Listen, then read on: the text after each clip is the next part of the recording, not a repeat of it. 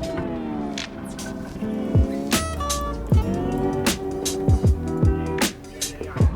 going fishing!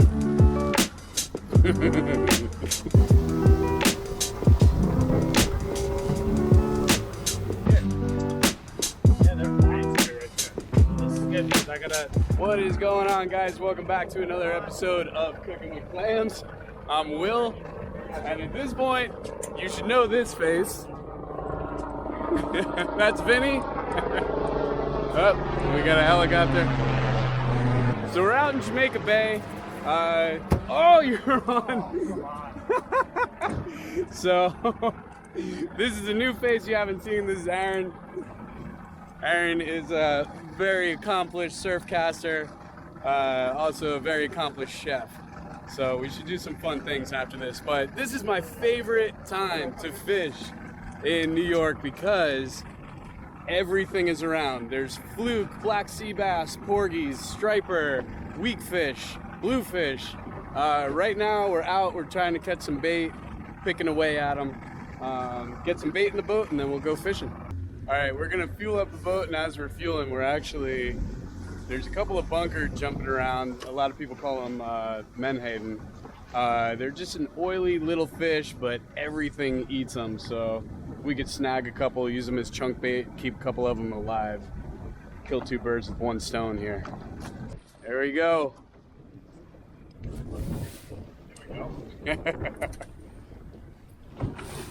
There we go. That is a bunker, or menhaden.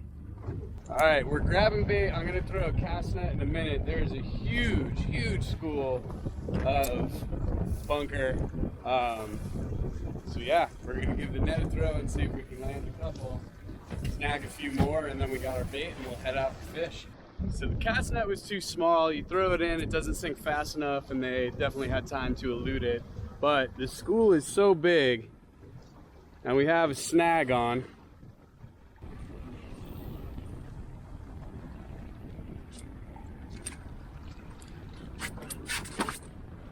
There you go. This is the one. Catch the monster bait. Right here. Let it sink. There you go. Oh. Just drop down. Yeah, yeah.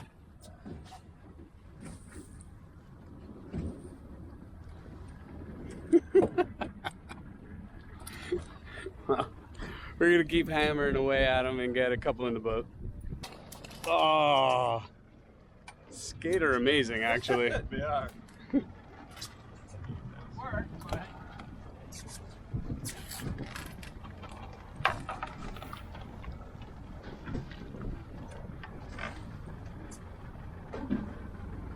Beautiful. See you later. Nice. Chipping away, getting our bait. We only have one snag, so Vinny's in. No, one snag. Oh. So Vinny's in charge. The bunker kid. Oh, that's perfect. That is perfect. No, right in the mouth. There we go. All right, we got our bait for the day. Now we're gonna set out, and this is bunker. They are, and you know me, I'll eat anything. They are inedible. They're just a bloody, bloody fish. But we got our bait. Let's go. Just saw a whale. Hopefully it comes back up. That was insane. Come on. Oh my God. Dude, bro. So earlier Aaron said that he lives in Rockaway. He was saying that he can see them from his house, that he sees whales. I have never, ever seen a whale in this water. This is amazing. Oh my, oh!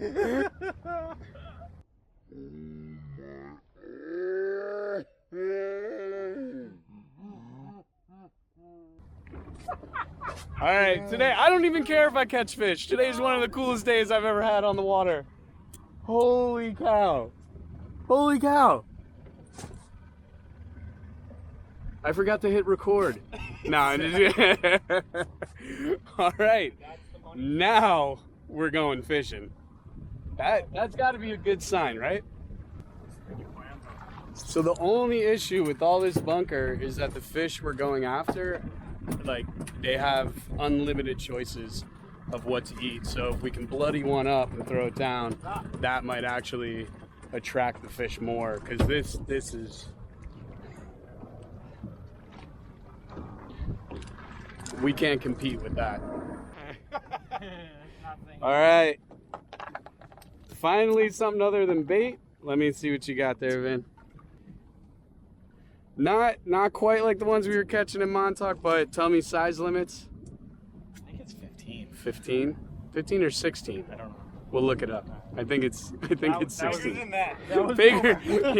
Yeah, whatever the limit is, bigger than that. It's bigger than... Oh, it's a monster. Hey, man. Oh, little black sea bass. Little black sea bass. Definitely Pretty, though. not the right size. He's in.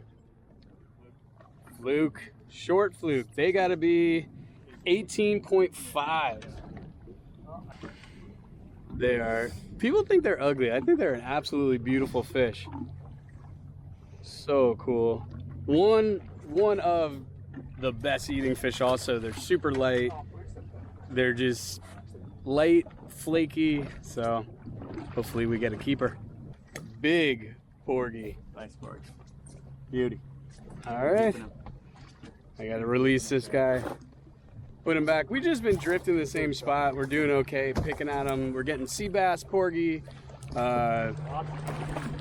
fluke, sea robin, but nothing, a rudder fish. Nothing keeper size really yet other than the porgy, but we might move, but do a couple more drifts. So there's a little puffer fish. And those teeth are not anything you want to mess with.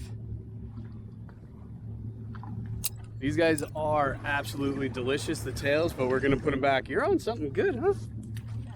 All right. No? I mean, it's fish. Another fluke. They're pretty cool. They're born with eyes on both sides, and then they slowly migrate to the top. And it's like a halibut. They just sit on the bottom, just like that, with both eyes on top. There you go. All right, Vinny just got big old sea robin. Now that Robins. we're in the sea robins. Opposite of the big robin. I got something on here. Hang on, let me bring him up. You think I got a robin? I don't know.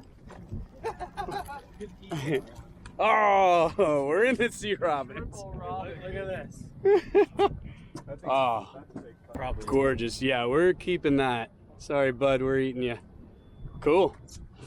So sea robins are normally thrown away. People don't keep them because the fillets are kind of small and the heads are enormous. So you got to get a few of them, but a robin that big, we can work with the fillet.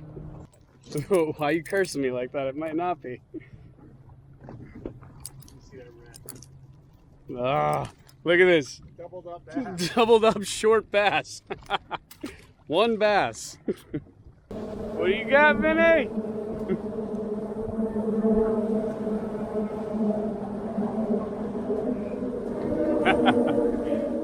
Oh!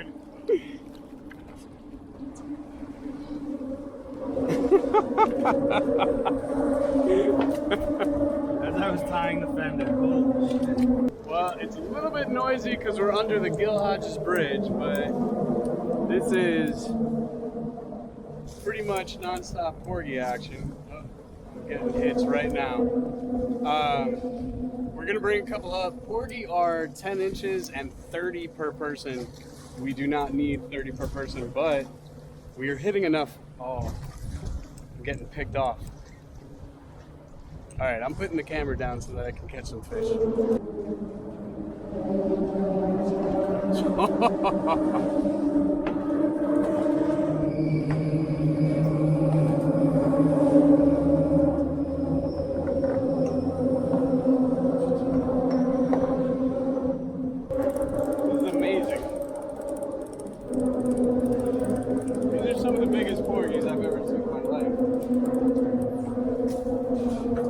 it chafe. There we go. Look at that. I think we'll do a little porgy and sea robin. They are enormous, enormous. This is awesome.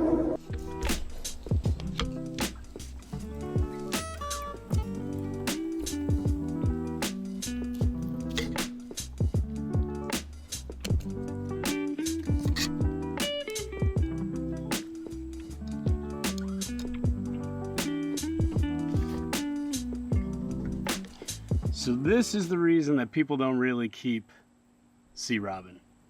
Because of how small that fillet is. You know, the fish is all head, but I gotta tell you, this fillet is amazing.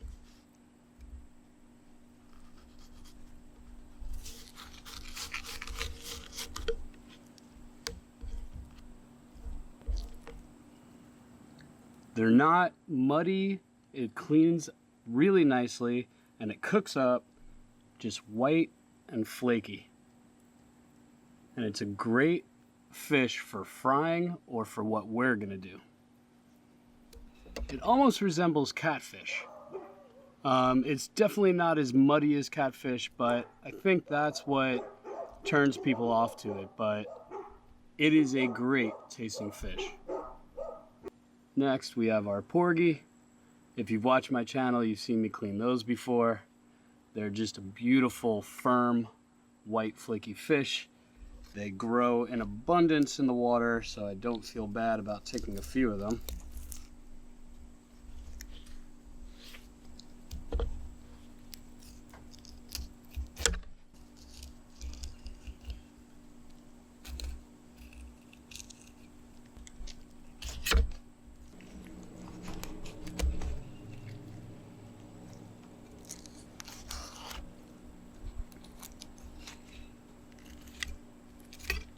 Now I like, when I fillet, I like to go up and over the rib cage.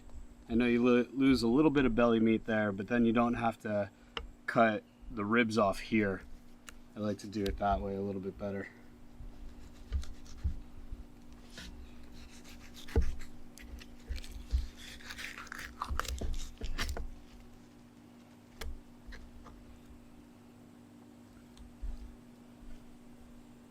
That's a gorgeous fish.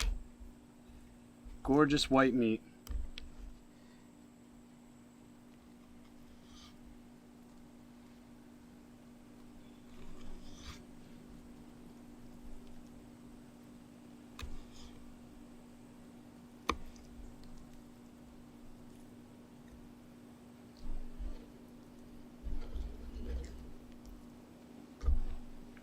Okay, so before I chop up the porgy, what I want to make today is kind of a play on Middle Eastern kebabs. So we're gonna cut up the fish, chop it up really, really fine, almost into a paste, and mix it with herbs and spices, and then put it on wooden skewers to grill them.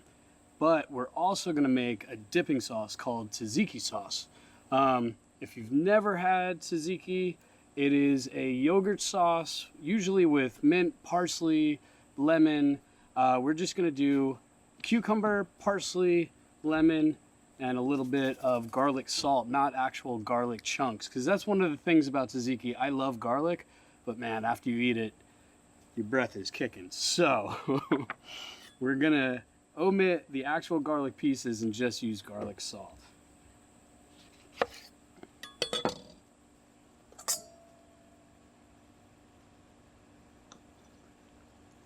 So juice one lemon. And now one of the other things that you can do is grate your cucumbers. I'm just gonna chop them up, but after you grate them, what you do is squeeze all the moisture out. You know what? Let me go get a grater. We're gonna do it the right way. Being lazy. Hang on one second. All right, grab some paper towels and you're gonna grate the cucumber directly over the paper towel.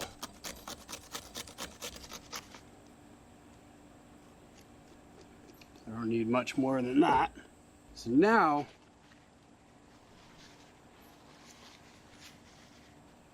You want to really squeeze. Now watch how much moisture just came out of there, right? So all of that would be in your yogurt sauce and it would separate and it would be really thin. So this is really actually helpful. I'm going to do this over there, but squeeze it out and get all that moisture out. All right. Give that a good squeeze into our bowl. Now a bit of parsley, not chopped too fine, just chopped up. Tzatziki is a really nice, bright sauce, and the acidity from the yogurt, the lemon, it cuts through a lot of those Middle Eastern spices, which are usually very earthy. And you have things like lamb, and it cuts through that really nice. So it'll go great on our fish with all the spices that we're going to use to put in there. All right. Now, my Greek yogurt.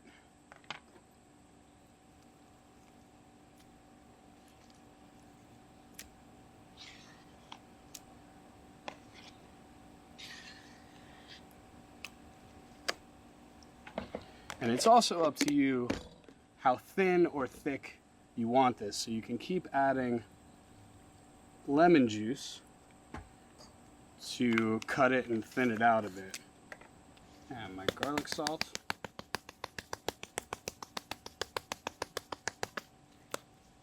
And a bit of coriander.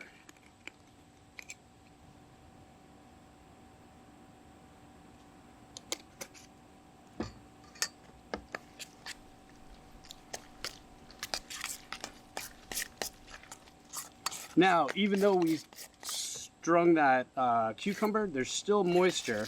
That's still going to release. Keep that in mind because that'll release into the yogurt and that'll thin it out a little bit more. So I would get it just before where you want it consistency-wise, and then after we let it sit for a bit, it's going to be exactly where we want it. Give that a try.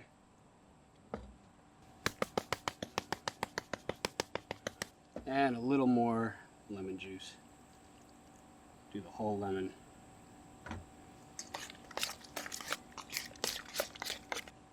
I'm gonna add a little bit of white pepper to that.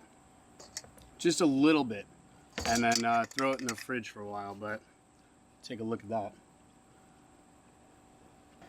So now to get started on our fish kebabs comes the tedious task of just chopping away. So this is a lot like my meatballs or the burgers. You just want to keep chopping until you're left with almost ground beef. You could do this in a food processor and just send it around. That would actually, for this recipe, that would be fine because we want this really, really, really fine. But a sharp knife helps, and a patient attitude.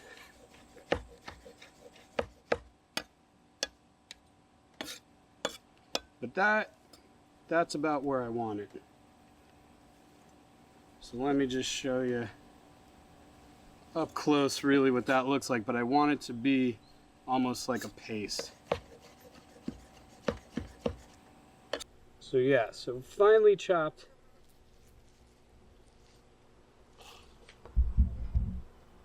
All right, so you get the idea. I'm gonna be here for a little while. I'm gonna chop these up, get them in the bowl, and then we'll make our mix.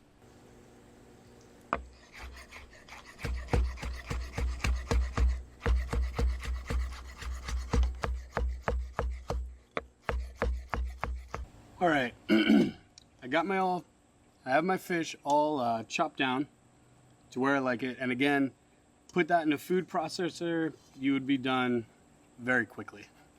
But I have to do things the hard way sometimes. So I have here white onion, and we are going to chop that up nice and fine to put inside of our fish.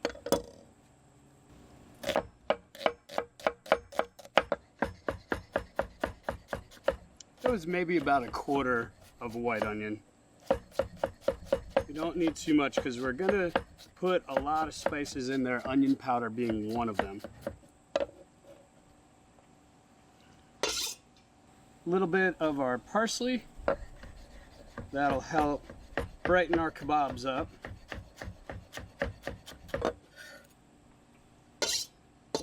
Now we add mayo. And again, in the comments, leave a message, which is your go-to mayo, because people feel very strongly about it.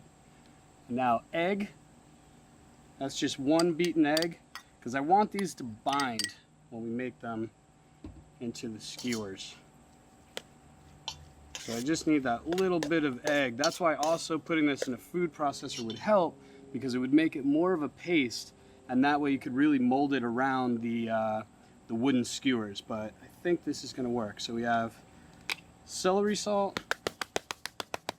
I'm sorry, garlic salt, not celery salt.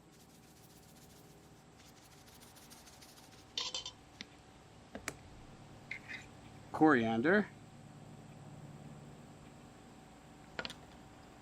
Ground onion powder. A little bit of white pepper. Some cumin. And this is one of my favorites, za'atar seasoning. So za'atar seasoning has sesame, herbs, everything. Really, it's a one-stop shop for making Middle Eastern food. It smells amazing. You could sprinkle it just on top of hummus or put it inside meat or what we're doing here. So a little bit of that. Now we give everything a mix.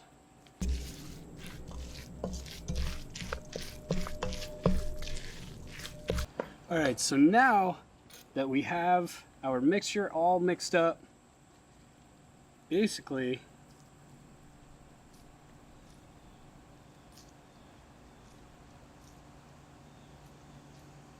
all I'm gonna do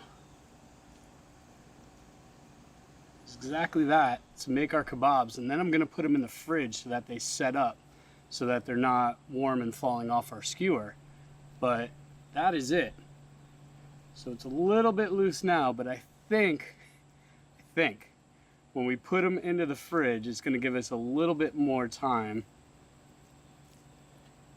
to get them onto the grill. And that's it. All right, I'm going to make a bunch of these. We'll see. We might be making just patties, but I have faith I can make this work. I think putting it into the fridge is going to be key. But they smell good. I know that much.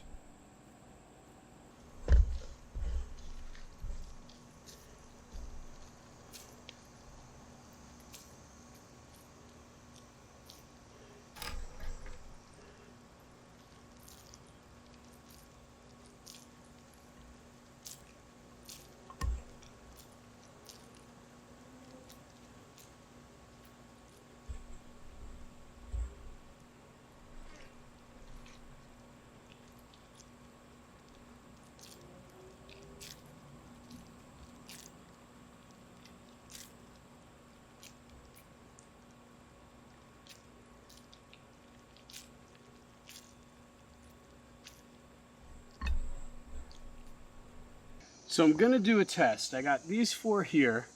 I got them rolled up, and I'm hoping that when I put them in the fridge that they're gonna set up. Now, with the remaining mixture, I'm gonna add breadcrumbs. Now I normally add breadcrumbs to my burger, meatball mixes. I was trying to leave it out to keep these gluten-free, but it acts as a binder. Kind of soaks everything up and keeps everything stuck together. So, we're gonna do those 4 without breadcrumbs, see if they hold together, and then we'll do another 4 with breadcrumbs and see if they are any better. Yeah, I think the breadcrumbs are gonna be the ones. I can kinda already tell. Yeah.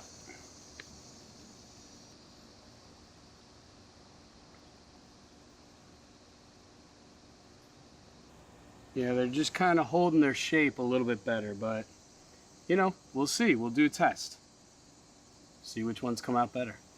All right, so truth be told, they were just holding their shape too nice with the breadcrumbs, so I put everything back, re-rolled them, and they look beautiful now, and they're holding their shape. So these are going in the fridge for 20 minutes. I'll pull them out, and then we will put them on the grill. Now that the kebabs have been in the fridge, you can tell they're holding their shape and adding that the breadcrumbs to them. You could also, if you wanted to keep them gluten-free, you could also use something like rice flour. You just need another binding agent, because inside, you know, like pork and beef and all those things, it has the fat that holds everything together, and that's all I'm trying to mimic with a little bit of mayonnaise, the egg, and then now the breadcrumbs. But these are gonna work now. They're gonna work perfectly. So I have that on about a medium heat. Just a little bit of spray olive oil.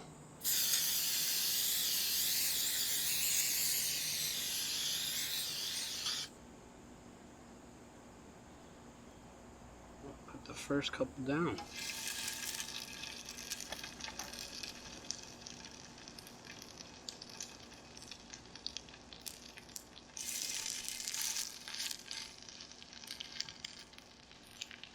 Smells pretty good already.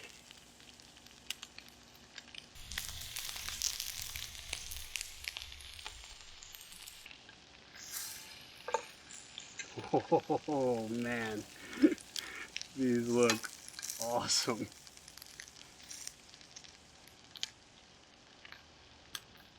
And you do have to be gentle with them until they cook for a little bit, because they really do want to fall apart, but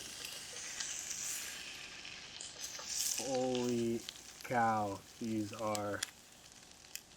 they smell so good.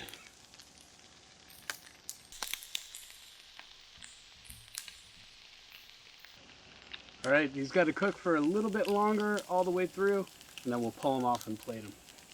Now, one of the ways that you can tell if they are finished is by touch. It should have a little bit of bounce to it. Now, if you put your thumb to your pinky and you touch right there, that's very mushy. Now keep going in. I'm sorry, that's very strong. That's very mushy, and it gets stronger as you go. That's actually how you cook steak. So that's rare, that's medium rare, that's medium, that's well done. So we want somewhere in between the first two. And we're just about there. There we go. Held its shape. Oh yeah.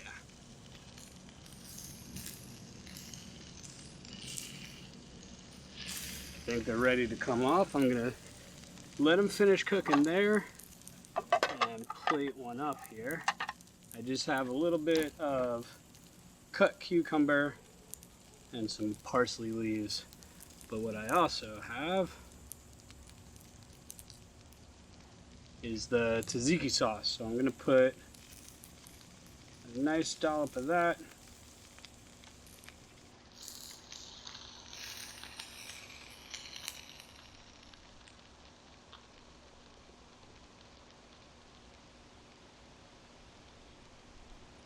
There we go.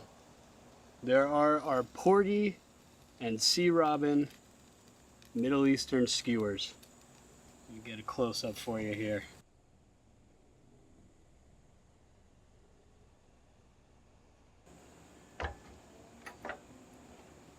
Let's dig in.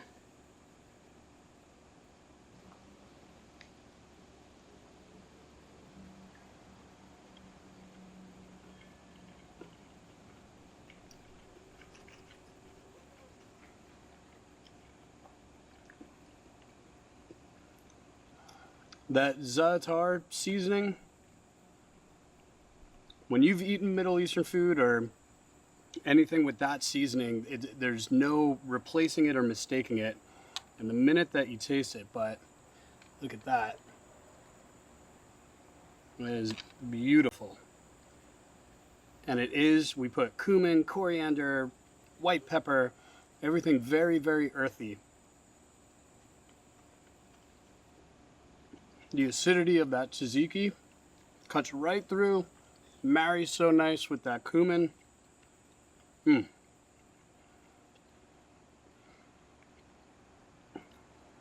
This is as good as chicken kebabs. It really is. This is great.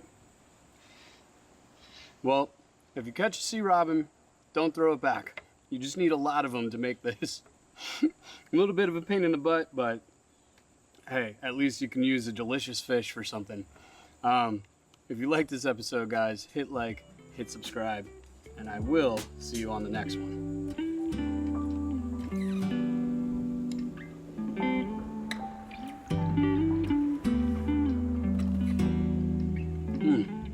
Mm.